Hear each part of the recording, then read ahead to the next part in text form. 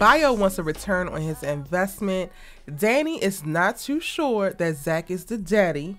And Aaron is still not going to be taking no no's as an answer. What's good, y'all? It's your good sis Erica Vane coming to you right here on Erica Vane TV with another Sistas video. And in this video, we're giving you the preview to episode 13 from season 6 of Tyler Perry's Sistas. If you're new here, hit that subscribe button and turn on your bell notification so you don't miss out on any of my sisters' content and conversation. And without further ado, baby, let's go ahead and get into it. I'm going to take this bit by bit because it's quite a lot happening. And honestly, just looking at the end of scene credit preview, little teaser that they give, I feel like this episode probably should have been the mid-season premiere. Like, they probably should have cut the episode or cut the season in half by episode 12 and then came back, like did their hiatus and came back on next week's episode or episode 13, because it seems like there's so much more happening. Which is why, again, I'm going to go bit by bit. So the first part of this little teaser starts off with Sabrina and Bayo. And we've gotten the news by the end of episode 12 that Bayo gave her the money to bail Maurice out in exchange for her basically agreeing to become one of his wives. And that is a tradition that happens in his country. That is something that it don't need to be explained because it's already understood. But guess what, Bayo? You're not in your country, baby. You not in your country. So good luck trying to enforce the laws of Zamunda or wherever the fuck you from, because it's an absolute hell no. She never said anything about marrying you. You never said anything about marrying her. You appeared. You tried to make it seem like you were doing this out of the kindness of your heart and because you really thought she was a nice girl and you wanted to continue to get to know her and she was in a bind at this moment. But clearly you had other intentions. Raggedy intentions, and you are not about to drag this girl into some international marriage with your raggedy ass.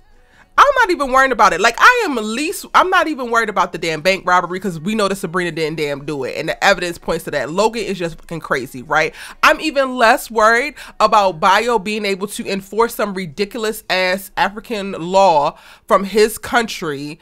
That means when you give money to a woman, they have to become your wife. You did that in America on American soil. So good luck. Sabrina, call your damn congressman, girl.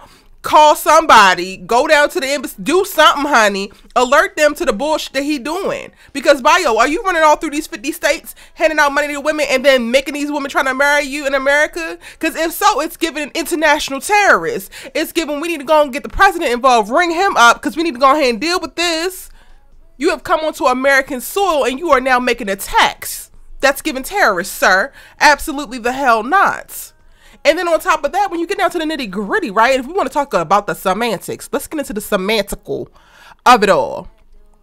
You, air quote, gave Sabrina $1 million, but low key, no, you didn't. You wired that shit to the jail, honey. It did not come to Sabrina. So why don't you go ahead and marry the damn jail or whatever clerk was on the clock when that wire came through? Why don't you go ahead and make that happen?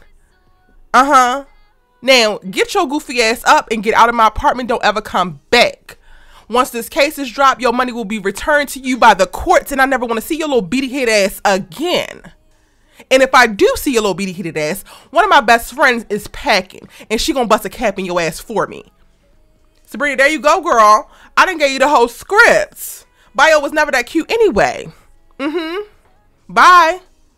Moving on. Y'all, I'm just like, I have been wanting Tyler to give Sabrina a stronger storyline and more outside of this damn bank robbery, but Bayo is not it. So when I tell you it's time to clean house, clean the slate, and start anew, it is time to start anew because none of this makes sense. Okay, so then after that scene, we get a flash to at Karen's apartment. This seems like she went home after going to the damn law firm, confronting Fatima, confronting Andi. Karen, girl, if you ain't nothing, you is bold, mama, and you bought that life. Anyway, she back at home, she in her comfy clothes, and of course her girlfriends are getting on her goddamn nerves, and the first one to arrive at her apartment is Danni. And all we get to see in this part of the clip is Karen says he gave me that money because he knows that this is his baby, and she's referring to the money that she actually ripped up the check for the salon. So that's alluding to, okay, Karen believes that Zach is so gung-ho to make sure that she gets her salon back up on her feet because he wants to support his child by way of like making sure Karen is good. Okay, cool. Whether that is the case or not, girl, cool. Danni, with her little skeptical ass mind, talking about something, but is it though? Do it even matter? And I know there's so many of y'all in the comment section who gonna say it do matter. I am still gonna stand on the side of it really don't even matter. And for me, after watching Andrea Barnes parade her elitist, classist behind all up and through episode 12, I am now looking at all of the friends a little bit closer, because whether or not Zach is the father, I am pregnant.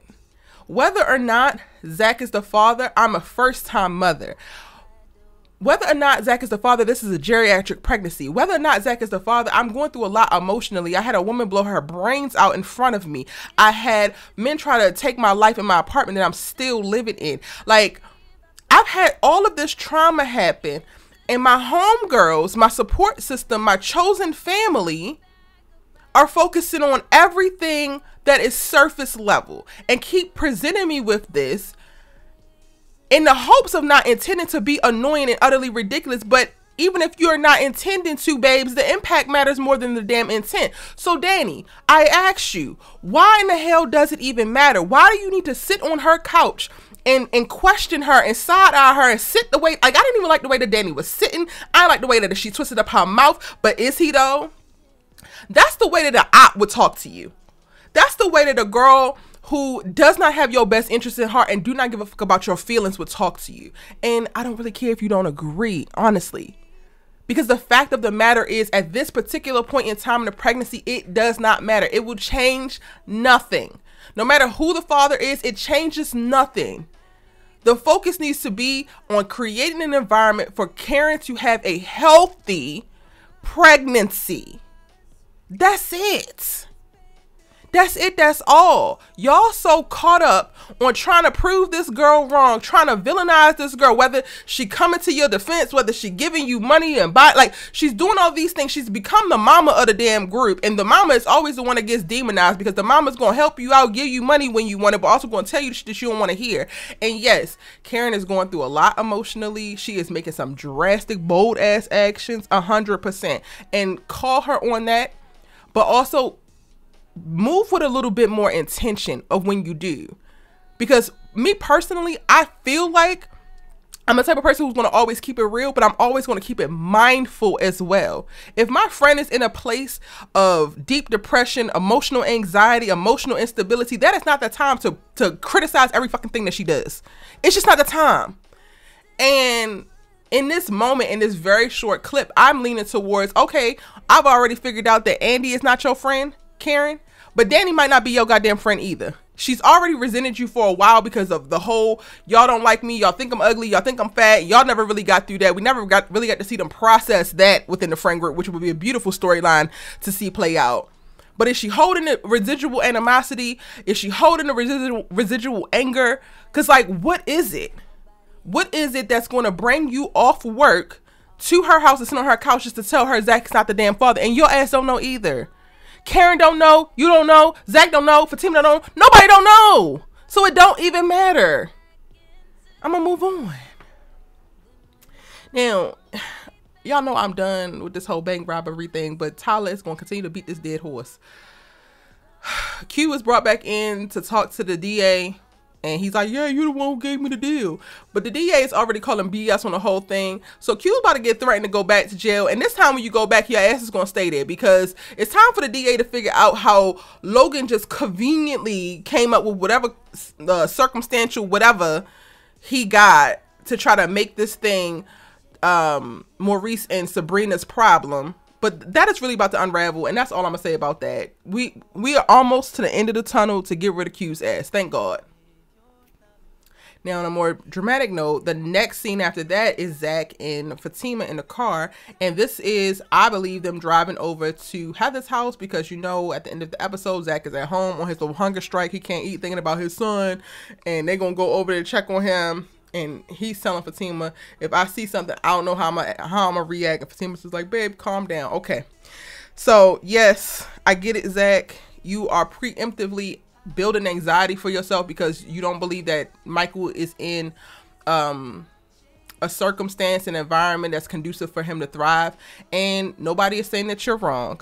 However, a lot of Zach's responses, a lot of Zach's immediate reactions are so heavily steeped in the trauma that he experienced as a child that he is basically projecting a lot of his issues onto Michael in this circumstance. I am still holding court and waiting.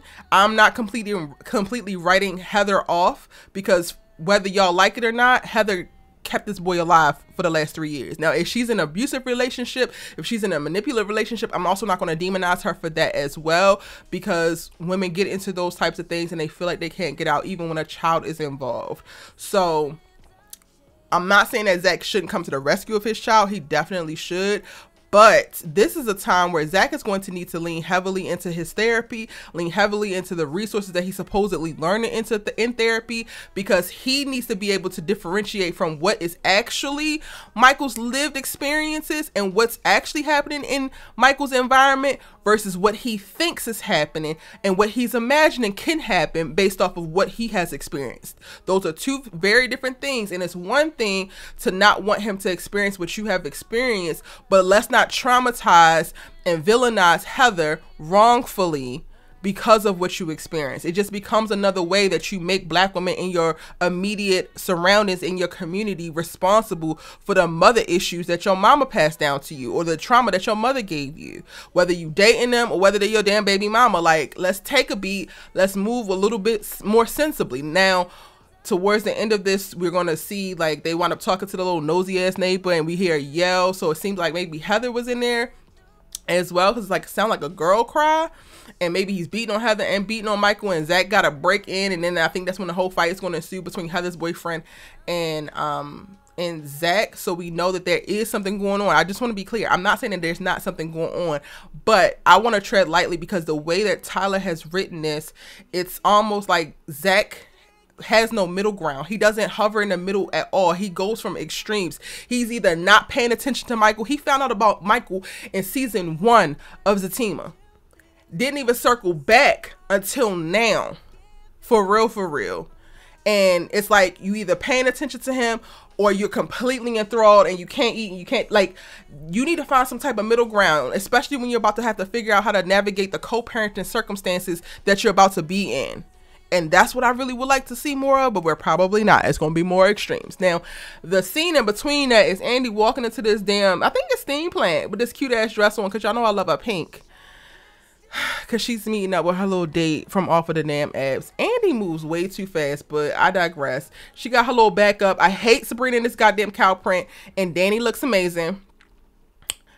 Unfortunately, the goofy from the damn airport that's been stalking Danni also is there, because what? He said he was going to be there at 10 o'clock. And that happens to be where, I guess, Andi said that she was going to meet him. So then she's going to run into him, and that's going to be that. And then Sabrina, I guess, is going to run into the dude who is also there to make sure that Andi's not crazy. And we're going to have a little circumstance of like this little blind date for these two meeting off the app. And then there are two friends that came there as moral support and to make sure that each other's not crazy and they both don't end up unalive. Okay, cool. I think this is going to make for a little cute moment. I like the different view. And it's interesting to me to see the three of them navigating. So, you know, I'm sad. I'm sad. I'm going to watch it. I don't think that Andi should be dating, but if she's not running around telling all Karen's business and she's doing this, I would much prefer it. So go ahead and get your dating one. And I like this dress. Now, in a much somber, more calm place, Aaron makes it his way over to Karen's house. And I think that the girls come first and then they leave because Andi got a date, and then Aaron shows up. So it makes it so that everybody leaves so that Aaron and Karen can talk. And y'all, this is going to stress me out because like I was just so gung-ho and rooting for Aaron and Karen. But then I also very much so get the red flags in reference to Aaron's persistence and like in a way that sometimes it's unethical. Like, how are you getting her medical information, sir? Like, I love a black man showing up for this black woman regardless, like, no matter what, like, not having strings attached. I love that for her, and I love that for him, and having the capacity to do so. But, like, also, sir, I don't know, it's just so weird. Like, I get the red flags on his part, I get the red flags on her part, because I'm also like, okay, but then also you got to guard your heart, Aaron. Like, you're allowing yourself to be subjected to a lot. So this is probably going to be the moment that I'm looking forward to, but I at least want to hear. I'm probably going to be the most anxious in this moment in this episode, because it feels like Karen is basically like trying to end things permanently with Aaron. I wonder if he's going to admit to like knowing that he's the father and tell Karen like, oh, I'm the father, I found out, and they have to talk it out. But then also he like tries to kiss her and she don't seem like she's going to turn away. So is this a goodbye kiss or what? Like, oh my Lanta, this is gonna be probably the best scene of the whole episode. Don't forget that I called it.